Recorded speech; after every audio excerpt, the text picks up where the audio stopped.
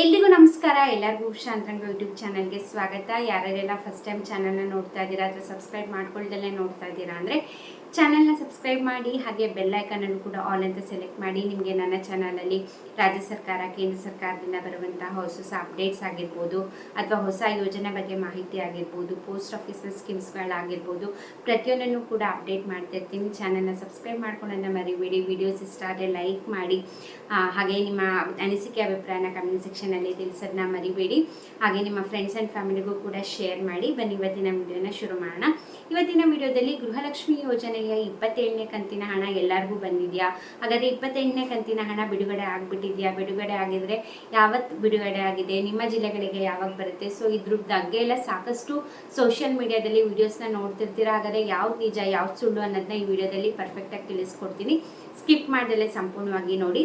ನಿಮಗೂ ಕೂಡ ಗೊತ್ತಿದೆ 27ನೇ ಕಂತಿನ ಹಣ ಬಿಡುಗಡೆ ಆಗಿದೆ. ಇದುವರೆಗೂ ಆಲ್ಮೋಸ್ಟ್ 75 to 80% ಮಹಿಳೆಯರಿಗೆ ಹಣ ಜಮೆ ಆಗಿದೆ ಅಷ್ಟೇ. ಇನ್ನೊಂದು 20% ಮಹಿಳೆಯರಿಗೆ ಆಗಬೇಕಾಗಿದೆ. ಇವಾಗ ರೀಸೆಂಟಾಗಿ 2ನೇ ಹಂತದ ಹಣ ಕೂಡ ರಿಲೀಸ್ ಮಾಡಿದ್ದಾರೆ. ಸೊ ಅತಿ ಶೀಘ್ರದಲ್ಲೇ ಇನ್ನು 20% ಮಹಿಳೆಯರಿಗೂ ಕೂಡ ಹಣ ಜಮೆ ಆಗುತ್ತೆ. ಜಾಸ್ತಿ ಜನ ಶಿವಮೊಗ್ಗ, ಹಾಗೆ ಧಾರವಾಡ, ಹಾಗೆ ಕೊಡಗು, ಚಾಮರಾಜನಗರ ಈ ಭಾಗದ ಜನಗಳಿಗೆ ಹಣ ಜಮೆ ಆಗಿಲ್ಲ. ಸಾಕಷ್ಟು ಜನಕ್ಕೆ ಈಗ 2ನೇ ಹಂತದ ಹಣ ರಿಲೀಸ್ ಆಗಿರೋದ್ರಿಂದ ಅತಿ ಶೀಘ್ರದಲ್ಲೇ ನಿಮ್ಮ ಜಿಲ್ಲೆಗಳಿಗೂ ಕೂಡ ಹಣ ಜಮೆ ಆಗುತ್ತೆ. ಸೊ 27ನೇ ಕಂತಿನ ಹಣ ಯಾರಿಗೆಲ್ಲ ಜಮೆ ಆಗಿದೆ ಕಮೆಂಟ್ ಸೆಕ್ಷನಲ್ಲಿ ತಿಳಿಸಿ. ಹಣ ಜಮೆ ಆಗಿದ್ರು ಕೂಡ ಕಮೆಂಟ್ ಮಾಡಿ, ಹಣ ಜಮೆ ಆಗಿಲ್ಲ ಅಂದ್ರೂ ಕೂಡ ಕಮೆಂಟ್ ಮಾಡಿ. ಆಗ ಬೇರೆಯವ್ರಿಗೂ ಕೂಡ ಕ್ಲಾರಿಟಿ ಸಿಗತ್ತೆ. ಇನ್ನು 28ನೇ ಕಂತಿನ ಹಣ ಆಲ್ರೆಡಿ ಬಿಡುಗಡೆ ಆಗಿದೆಯಾ ಅಂತ ಕೇಳೋದಾದ್ರೆ ಖಂಡಿತ ಇಲ್ಲ. ಇದ್ರ ಬಗ್ಗೆ ನೀವು ಸೋಷಿಯಲ್ ಮೀಡಿಯಾದಲ್ಲಾಗಿರ್ಬೋದು, ಯೂಟ್ಯೂಬಲ್ಲೇ ಸಾಕಷ್ಟು ಜನ 28ನೇ ಕಂತಿನ ಹಣ ರಿಲೀಸ್ ಆಗಿದೆ, ಇಷ್ಟು ಜಿಲ್ಲೆಗೆ ಬರುತ್ತೆ, ಅಷ್ಟು ಜಿಲ್ಲೆಗೆ ಬರುತ್ತೆ ಅಂತ ಹೇಳ್ತಿದ್ದಾರೆ. ಖಂಡಿತವಾಗ್ಲೂ ಇದು ಸುಳ್ಳು ಸುದ್ದಿ. ಯಾವುದೇ ರೀತಿ ನಂಬಕ್ಕೆ ಹೋಗಬೇಡಿ. ಯಾಕಂದರೆ ಇನ್ನು 27ನೇ ಕಂತಿನ ಹಣನೇ ಇನ್ನೊಂದು 20-25% ಮಹಿಳೆಯರಿಗೆ ಬಾಕಿ ಇದೆ.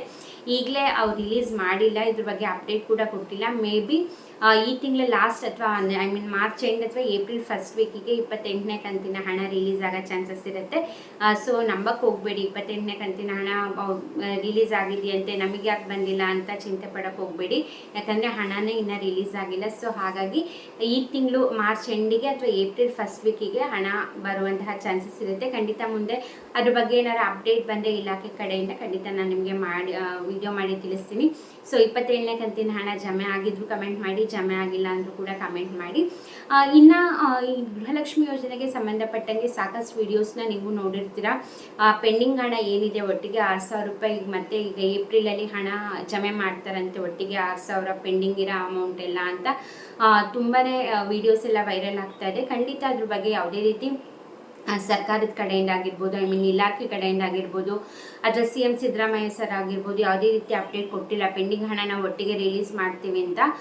ಸೊ ಇದ್ರ ಬಗ್ಗೆ ಕೂಡ ನಂಬಕ್ಕೆ ಹೋಗಬೇಡಿ. ಯಾಕೆ ಈ ಥರ ಸುಳ್ಳು ಸುದ್ದಿ ಮಾಡಿ ವಿಡಿಯೋಸ್ ಮಾಡ್ತಾರೋ ಗೊತ್ತಿಲ್ಲ. ಸಾಕಷ್ಟು ಜನ ಪಾಪ ಅದನ್ನೇ ನಂಬ್ಕೊಂಡು ನಮಗೆ ಬಂದಿಲ್ಲ ಅಂತ ಯೋಚನೆ ಪಡ್ತಿರ್ತಾರೆ. ಸೊ ಯಾವುದೇ ರೀತಿ ನಂಬಕ್ಕೆ ಹೋಗಬೇಡಿ. ನಿಮಗೆ ಅಫಿಷಿಯಲ್ ಆಗಿ ಮಾಹಿತಿ ಸಿಗೋವರೆಗೂ ಕೂಡ ಯಾವುದೇ ರೀತಿ ವಿಷಯಗಳನ್ನ ನಂಬಕ್ಕೆ ಮುಂಚೆ ಒಂದ್ಸತಿ ರಿವೆರಿಫೈ ಮಾಡಿ ನಂಬಿ. ಯಾಕಂದರೆ 6,000 ರೂಪಾಯಿ ಒಟ್ಟಿಗೆ ಪೆಂಡಿಂಗ್ ಹಣ ರಿಲೀಸ್ ಮಾಡ್ತೀವಿ ಅಂತ ಯಾರೂ ಕೂಡ ಅಪ್ಡೇಟ್ ಬಂದಿಲ್ಲ. ಅದು ಸುಮ್ಮನೆ ಸುಳ್ಳು ಸುದ್ದಿ ಎಲ್ಲ ಕಡೆ ಹರಿದಾಡ್ತಾ ಇದೆ. ಸೊ ಹಾಗಾಗಿ 27ನೇ ಕಂತಿನ ಹಣ ರಿಲೀಸ್ ಆಗಿರೋದಷ್ಟೇ. 28ನೇ ಕಂತಿನ ಹಣ ಆಗಿರ್ಬೋದು, ಅಥವಾ ಒಟ್ಟಿಗೆ 6,000 ರೂಪಾಯಿ ಹಣ ಕೊಡ್ತೀವಿ ಅಂತ ಆಗಿರ್ಬೋದು, ಯಾವುದೇ ರೀತಿ ಮಾಹಿತಿ ಅಫಿಷಿಯಲ್ ಆಗಿ ಬಂದಿಲ್ಲ. ಸೊ ಯಾವುದೇ ರೀತಿ ಈ ಸುಳ್ಳು ಸುದ್ದಿಗಳನ್ನ ನಂಬಕ್ಕೆ ಹೋಗಬೇಡಿ.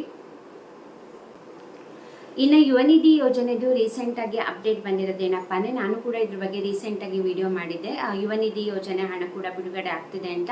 ಈಗ ಆಲ್ರೆಡಿ 1 ತಿಂಗಳದ್ದು ಅಂದರೆ ಪೆಂಡಿಂಗ್ ಇತ್ತು, 2-3 ತಿಂಗಳದ್ದು. ಈಗ ನವೆಂಬರ್ ತಿಂಗಳದ್ದು ಹಣ ಏನಿತ್ತು ಈಗ ಆಲ್ರೆಡಿ ಅದು ರಿಲೀಸ್ ಆಗಿದೆ. ಐ ಹೋಪ್ ಯಾರೆಲ್ಲ ಯುವ ನಿಧಿ ಯೋಜನೆ ಫಲಾನುಭವಿಗಳಿದ್ದೀರಾ, ಸೊ ನೀವೇನಾರ ವಿಡಿಯೋ ನೋಡ್ತಿದ್ರೆ ಕಮೆಂಟ್ ಮಾಡಿ, ನಿಮಗೆ ನವೆಂಬರ್ ತಿಂಗಳದ್ದು ಯುವ ನಿಧಿ ಹಣ ಬಂದಿದೆಯಾ ಅಂತ. ನೆಕ್ಸ್ಟು ಡಿಸೆಂಬರ್ ತಿಂಗಳದ್ದು ಕೂಡ ಅತಿ ಶೀಘ್ರದಲ್ಲೇ ಆಗ್ತೀವಿ ಅಂತ ಹೇಳಿದರು. ಬಟ್ ಏನಪ್ಪ ಅಂತಂದರೆ ಫೈನಾನ್ಷಿಯಲ್ ಇಯರ್ ಎಂಡಿಂಗ್ ಬಂದಿದ್ದರಿಂದ ಅವರಿಗೆ ಹಾಕೋಕ್ಕಾಗ್ತಿಲ್ಲ. ಸೊ ಹಾಗಾಗಿ ಡಿಸೆಂಬರ್ ತಿಂಗಳು ಯುವ ನಿಧಿ ಯೋಜನೆ ಹಣ ಅತಿ ಶೀಘ್ರದಲ್ಲೇ ಜಮೆ ಮಾಡ್ತೀವಿ ಅಂತ ಹೇಳಿದ್ದಾರೆ. ಸೊ ಯಾರೆಲ್ಲ ಫಲಾನುಭವಿಗಳು ನೋಡ್ತಾ ಇದ್ದೀರಾ, ನಿಮಗೆ ನವೆಂಬರ್ದು ಬಂದಿರುತ್ತೆ. ಅಕಸ್ಮಾತ್ ನೀವು ಚೆಕ್ ಮಾಡಿಲ್ಲ ಅಂದರೆ ಚೆಕ್ ಮಾಡ್ಕೊಳ್ಳಿ. ಡಿಸೆಂಬರ್ದು ಅತಿ ಶೀಘ್ರದಲ್ಲೇ ಹಣ ರಿಲೀಸ್ ಮಾಡ್ತೀವಿ ಅಂತ ಹೇಳಿದ್ದಾರೆ. ಸೊ ಅದ್ರ ಬಗ್ಗೆ ಕೂಡ ಏನಾರ ಅಪ್ಡೇಟ್ ಬಂದರೆ ಯಾವ ದಿನ ಏನು ಅಂತ ಗೊತ್ತಾದರೆ ಖಂಡಿತ ಅದ್ರ ಬಗ್ಗೆ ಕೂಡ ನಾನು ನಿಮಗೆ ವಿಡಿಯೋ ಮಾಡಿ ತಿಳಿಸ್ತೀನಿ. ಇನ್ನು ಪಿಂಚಣಿ ಹಣ ಬಾಕಿ ಇರೋದ್ರ ಬಗ್ಗೆ ಅಪ್ಡೇಟ್ ಹೇಳೋದಾದರೆ, ಈಗ ಯಾರೆಲ್ಲ ಪಿಂಚಣಿ ಹಣ ತಗೋತಿರ್ತೀರಾ, ವೃದ್ಧಾಪ್ಯ ವೇತನ ಆಗಿರ್ಬೋದು, ಅಂಗವಿಕಲರ ವೇತನ ಆಗಿರ್ಬೋದು, ಅಥವಾ ವಿಧವಾ ವೇತನ ಆಗಿರ್ಬೋದು, ಯಾರೆಲ್ಲ ಪೆನ್ಷನ್ ಹಣ ತಗೋತಿರ್ತೀರಾ, ನಿಮಗೆ ಫೆಬ್ರವರಿ ತಿಂಗಳದು ಹಣ ಬಂದಿರಲಿಲ್ಲ ಅಲ್ಲ, ಇವಾಗ ಫೆಬ್ರವರಿದು ಮಾರ್ಚ್ ತಿಂಗಳಲ್ಲಿ ಹಣ ರಿಲೀಸ್ ಆಗ್ತಾ ಇದೆ.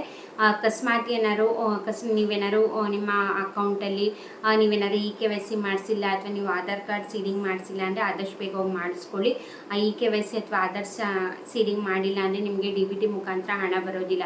ಈಗೇನು ಪಿಂಚಣಿ ಹಣ ಇದೆ, ವೃದ್ಧಾಪ್ಯ ವೇತನ ಆಗಿರ್ಬೋದು, ವಿಧವಾ ವೇತನ ಆಗಿರ್ಬೋದು, ಅಥವಾ ಅಂಗವಿಕಲರ ವೇತನ, ಇದೆಲ್ಲ ಏನಂದರೆ DBT ಮುಖಾಂತರ ಡೈರೆಕ್ಟ್ ಫಲಾನುಭವಿಗಳ ಖಾತೆಗೆ ಬರೋದ್ರಿಂದ ನೀವು KYC ಮಾಡಿಸಿಲ್ಲ ಅಥವಾ ಆಧಾರ್ ಕಾರ್ಡ್ ಸೀಡಿಂಗ್ ಮಾಡಿಸಿಲ್ಲ ಅಂತಂದರೆ ನಿಮಗೆ ಹಣ ಬರೋಲ್ಲ. ಇದೊಂದೇ ಅಂತಲ್ಲ, ಸರ್ಕಾರದ ಕಡೆಯಿಂದ ಯಾವುದೇ ರೀತಿ ಈಗ ಗೃಹಲಕ್ಷ್ಮಿ ಯೋಜನೆದೇ ತಗೊಳ್ಳಿ, ಸೊ ಈ ಥರದ್ದೆಲ್ಲ ನೀವು ಸರ್ಕಾರದ ಕಡೆಯಿಂದ ಹಣ ಬರಬೇಕು, ಡೈರೆಕ್ಟಾಗಿ ಫಲಾನುಭವಿಗಳ ಖಾತೆಗೆ ಬರೋದಾದರೆ ಅವ್ರು DBT ಮುಖಾಂತರ ಹಣ ಹಾಕ್ತಾರೆ. ಸೊ ಈ ಥರ KYC ನೀವೇನಾರ ಆಧಾರ್ ಕಾರ್ಡ್ ಸೀಡಿಂಗ್ ಇದೆಲ್ಲ ಕರೆಕ್ಟಾಗಿ ಮಾಡಿಸಿಲ್ಲ ಅಂದರೆ ನಿಮಗೆ ಅಲ್ಲಿ DBT ಮುಖಾಂತರ ಹಣ ನಿಮ್ಮ ಖಾತೆಗೆ ಬರೋದೇ ಇಲ್ಲ. ಸೊ ಹಾಗಾಗಿ ಇದು ಸರ್ಕಾರದ ಕಡೆಯಿಂದ ಮಿಸ್ಟೇಕ್ ಇರಲ್ಲ, ನಿಮ್ಮದೇ ಮಿಸ್ಟೇಕ್ ಇರುತ್ತೆ.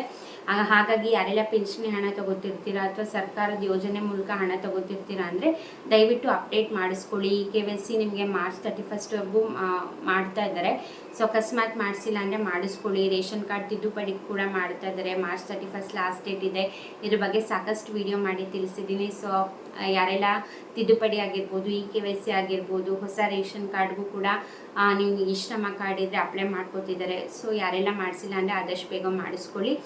ಹಾಗೆ ಗೃಹಲಕ್ಷ್ಮಿ ಯೋಜನೆ ಆಗಿರ್ಬೋದು ಅಥವಾ ಯುವ ನಿಧಿ ಯೋಜನೆ ಆಗಿರ್ಬೋದು, ಪೆನ್ಷನ್ ಹಣ ತಗೋತಾ ಇದ್ದೀರಾ ಅಂತಂದರೆ ನಿಮಗೆ ಯಾವ ತಿಂಗಳು ಹಣ ಬಂದಿದೆ, ಯಾವ ತಿಂಗಳು ಹಣ ಬಂದಿಲ್ಲ ಅಂತ ಕಮೆಂಟ್ ಸೆಕ್ಷನಲ್ಲಿ ತಿಳಿಸೋದನ್ನ ಮರಿಬೇಡಿ.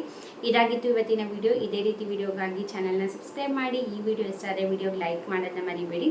ಇಷ್ಟೊತ್ತು ವಿಡಿಯೋ ನೋಡಿದ್ದಕ್ಕೆ ಥ್ಯಾಂಕ್ ಯು ಸೋ ಮಚ್. ನಮಸ್ಕಾರ.